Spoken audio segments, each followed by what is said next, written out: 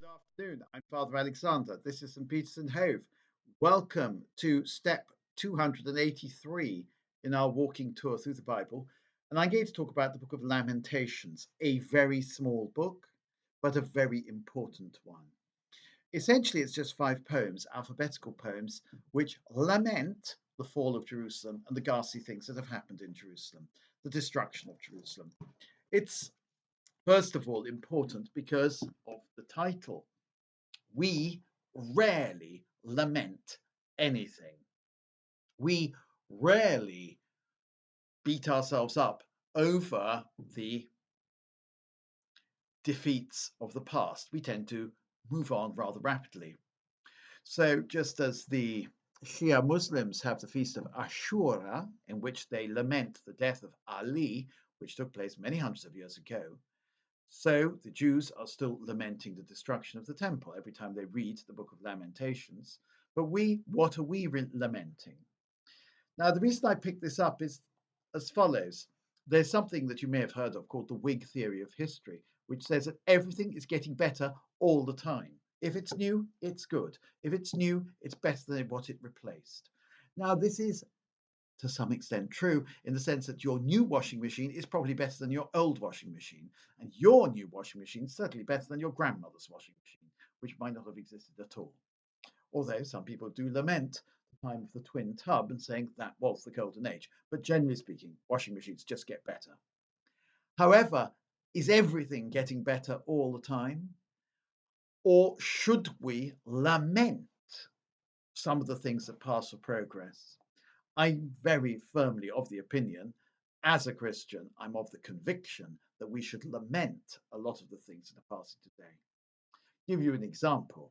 1945, you would have thought after the end of the Second World War, we would have learnt the lessons that violence never pays and that the appalling slaughter of the Second World War was a mistake never to be repeated, not to mention the appalling slaughter of the Holocaust and the atomic bombs.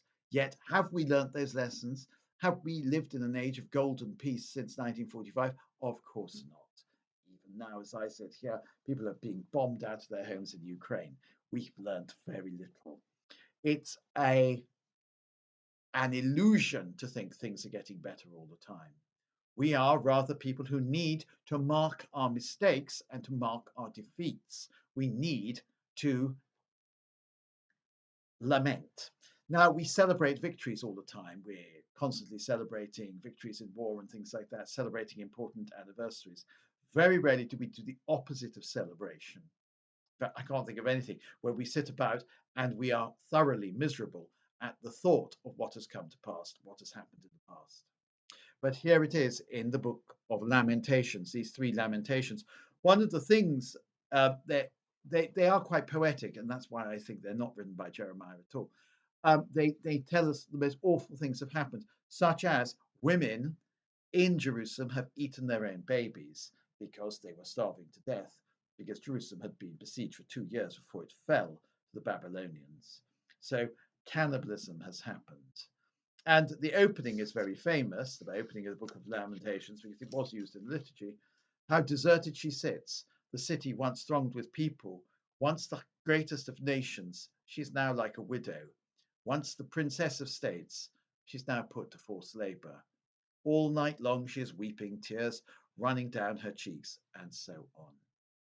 So it's the death of civilization, the defeat of civilization. It's not prosperity and civilization at all. It is what follows prosperity, complete and utter destruction. Think of those photographs you may have seen and the films you may have seen of Berlin in 1945, or Nagasaki and Hiroshima after the nuclear bomb.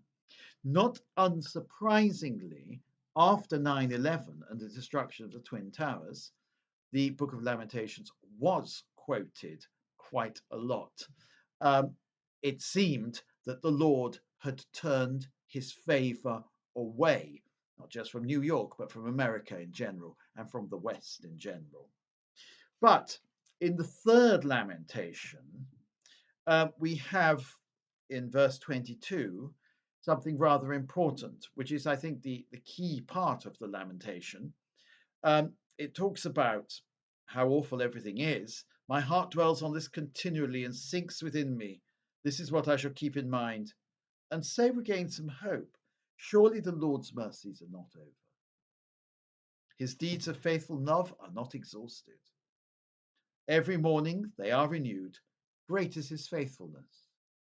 The Lord is all I have, I say to myself, and so I shall put my hope in him. The Lord is good to those who trust him, to all who search for him. It is good to wait in silence for the Lord to save. It is good for someone to bear the yoke from a young age, to sit in solitude and silence when it weighs heavily, to lay one's head in the dust. Maybe there is hope, to offer one's cheek to the striker, to have one's fill of disgrace. For the Lord will not reject anyone forever.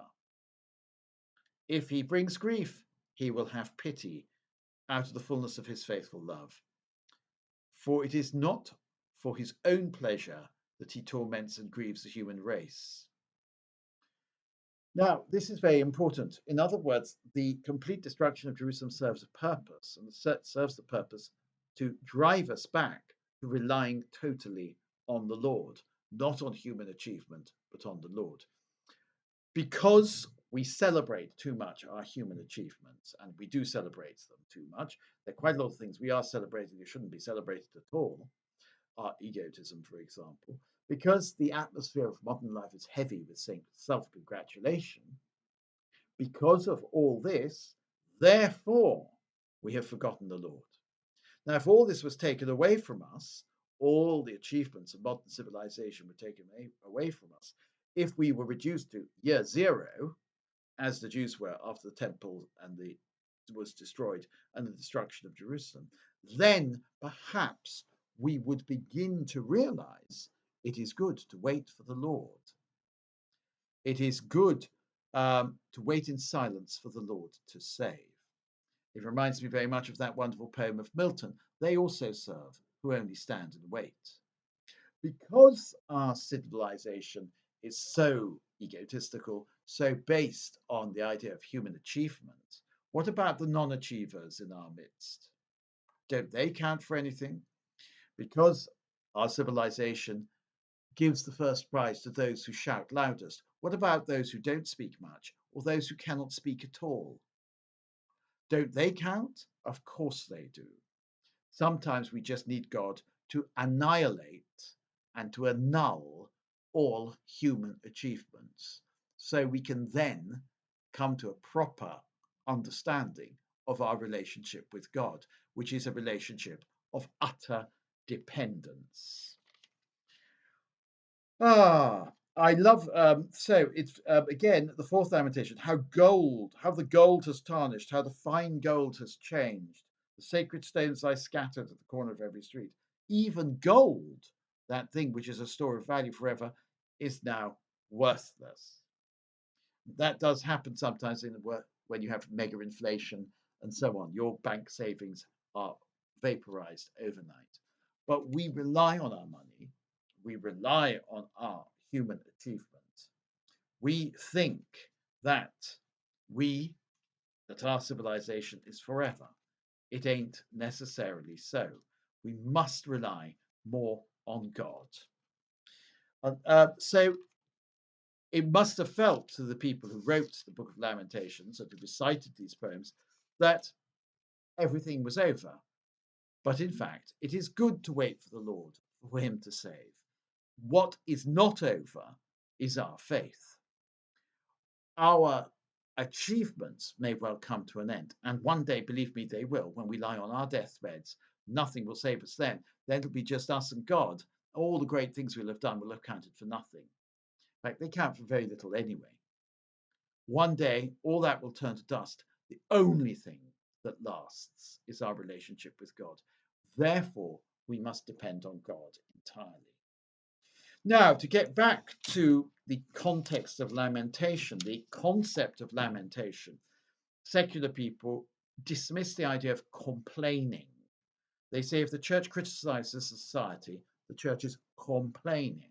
And complainers are boring, and complainers just need to pull themselves together. But there's much more to the lamentation than simply a complaint, a cry of pain. The lamentation is pointing to the transitory nature of all human achievement. It's pointing to the vanity of human wishes. We need to realize only God is forever. Everything else must pass away. I think there's so much in this very short book, so I urge you to read it. All the best. Bye.